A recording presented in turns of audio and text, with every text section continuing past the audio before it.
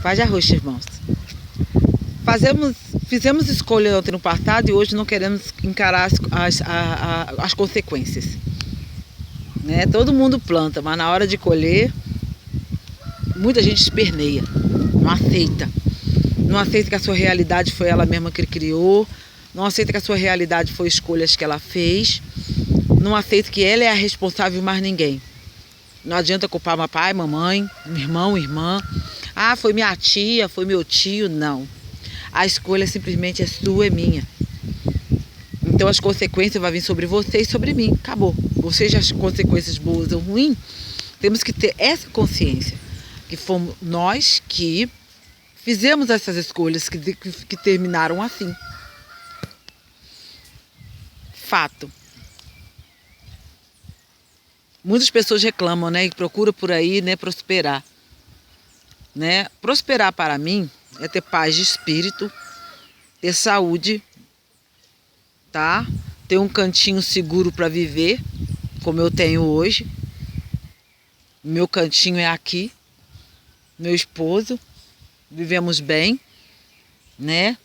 Se temos problemas, geralmente é com os filhos dele e eu com meus filhos, né? Mas nada que abale a nós, né, intimamente.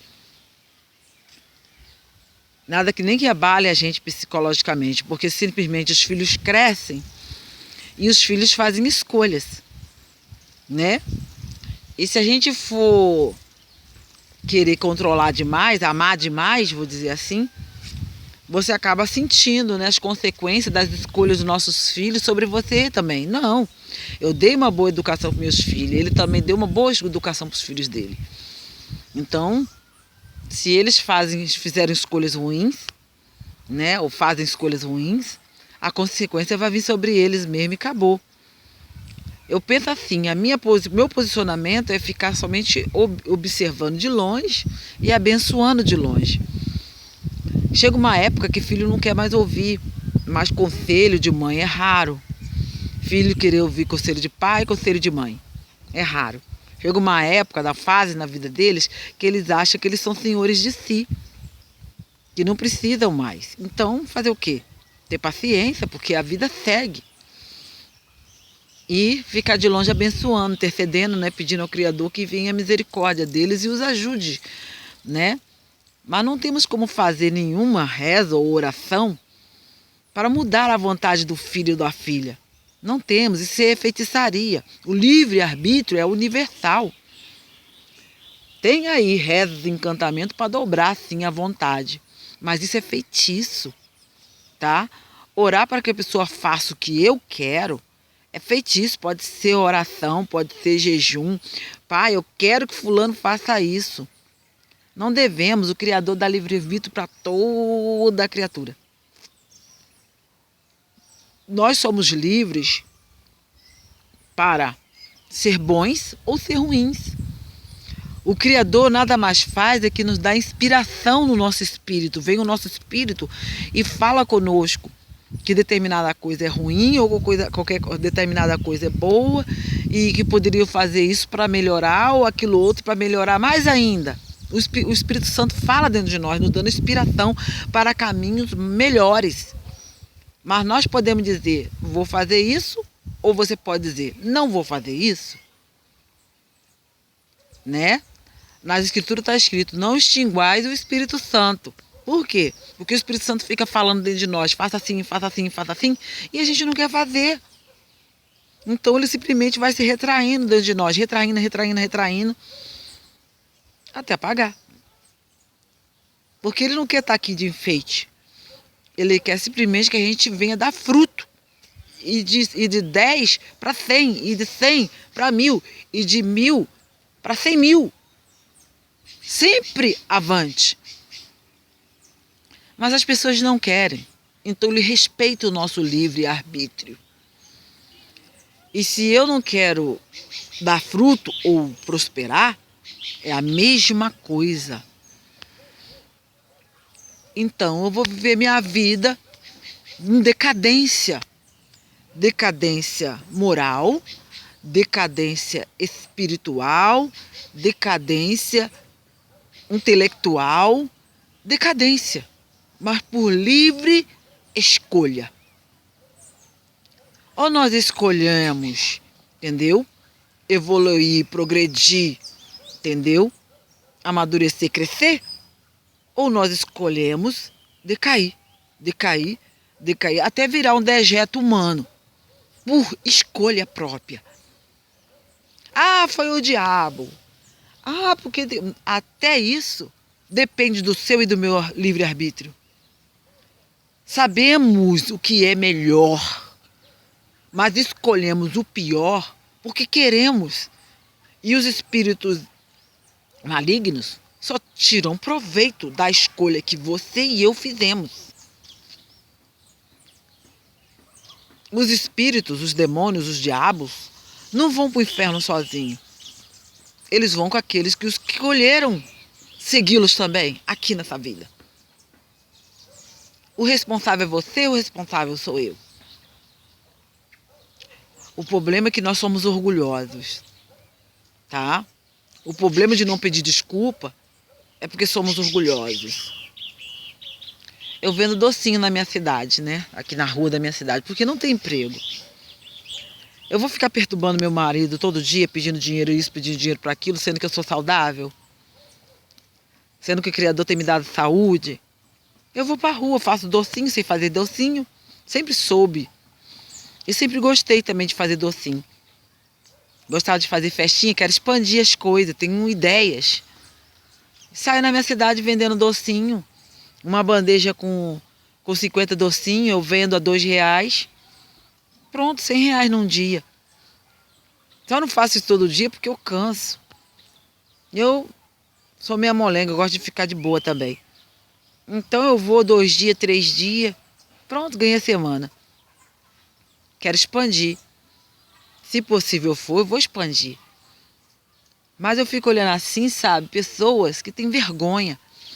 Preferem ficar escorada em cima do outro, pedindo as coisas, pedindo as coisas. Olha, gente, para criar meus filhos, criei meus filhos sozinha, tá? Sem nenhum R$10 para comprar do pai dos meninos, para comprar uma cueca para os meus meninos. Não tinha nem R$10, eu criei eles sozinha. Criei eles catando latinha, criei eles fazendo faxina. Teve uma vez que eu fui fazer uma faxina para ganhar R$11. Irmão, isso não é vergonha, não. Quando a gente quer ser, é uma escolha ser honesto. A gente escolhe serviços honestos. Podia prostituir com muito. Ah, não tem nada para me fazer, eu vou prostituir. Mentira. Tem sempre uma faxina, tem sempre uma latinha que você pode catar. Tem sempre uma coisinha ou outra para você fazer honestamente. Do que roubar, do que traficar, do que prostituir. Mas a pessoa tem orgulho. E o orgulho impede ela de fazer serviços mais humildes. Impede ela de fazer alguma coisa nobre, o mais humilde, que depois vamos ver eu na rua. O pessoal acha que é o fim do mundo vender docinho na rua. Não é, não. É um serviço honesto e digno. Como fazer faxina, como capinar um lote, tá? Trabalhar na colheita, que eu já trabalhei muito lá na Bahia, lá em colheita de repolho, né? Colheita de tomate, para encher lá os caixotes lá nas plantações lá no caminhão de boia fria. Eu ia no caminhão de boia fria às 5 horas da manhã, passava o dia inteirinho catando tomate, catando repolho, para encher os caixotes lá. No final do dia, ele não pagava a gente a dinheiro, não, pagava com caixote lá de alguma coisa. Serviço honesto. Trabalhei também na beira do riacho, limpando tripa, né? Tripa de porco, tripa de boi. Era o serviço que tinha lá na Bahia. Eu trabalhei disso. É serviço digno, foi a minha escolha. Era uma brincadeira para mim trabalhar na roça, trabalhar. Eu gostava, uma que eu gosto de planta, né? E o novo para mim sempre me atraiu. Sendo uma coisa honesta, digna, não tenha vergonha de trabalhar de faxineira, de trabalhar de empregada doméstica, de trabalhar tomando conta de cachorro. Eu nunca fiz isso, não. Tem pessoas que vão trabalhar para tomar conta de cachorro. Isso tem muito lá no Rio de Janeiro, para dar passeio com cachorro na rua. Isso é digno e isso é honesto. A vizinha lá. Isso é digno e isso é honesto. Faça isso. Ah, não quer não? Tudo bem. Estude, tá? Vai se formar, vai passar lá no Enem, vai para a faculdade. Leve a sério. Para amanhã você ter uma colocação profissional boa. Mas nada vem de mão beijada. Tudo você tem que realmente lutar. Tem que se esforçar, tem que se desdobrar. Eu não quis. Tive oportunidade, sim, tive. Tive a oportunidade de estar em boas escolas, fazer uma faculdade, ter um curso de inglês, tudo estava na minha mão. Mas eu não quis, tá? Então, o que eu tenho hoje, eu estou satisfeita. Nós temos que ter consciência, tá? Que o que você vive hoje, você escolheu. Então, se quer um futuro melhor, escolha melhor hoje. Depende do que é um futuro melhor para você. O que é um futuro melhor para mim é o que eu estou vivendo hoje. Eu escolhi isso. Eu sempre quis ter uma casinha, eu sempre quis quintal, eu sempre quis roça, né, uma horta. Eu sempre quis pomar um pé de fruta no final da fundo da minha casa, um jardim na frente. Não tá, a minha casa ainda não está terminada de construir, mas tem tempo ainda, se o mundo não acabar, se o Salvador não vier, tantas coisas aí. É possível que a gente termine o dia das nossas vidas, termine com que a gente já começou a construir a casa, ou não. O importante mesmo é ter paz. E isso eu tenho. Pai, deito bem, durmo bem, eu e meu esposo, quietinho aqui. Alguma coisa que amola ele, alguma coisa que me amola, é saber notícias, às vezes, dos meninos que não estão bem tanto assim com as suas escolhas. Mas o que eu faço? Eu oro, pai, sustenta, pai. Sustenta, não desiste deles não. Que eles possam encontrar o caminho da bênção. Que eles possam encontrar o caminho da prosperidade, que eles possam se encontrar. Porque se encontrando, eles encontram o Criador também. O Criador não está longe, ele está dentro de nós. A partir do momento que nós somos o que nós somos, que nós vivemos as nossas verdades, nada mais é do que a verdade do Criador dentro de nós. Se ele escolheu você para ser um pé de laranja, não adianta ser pé de abacate.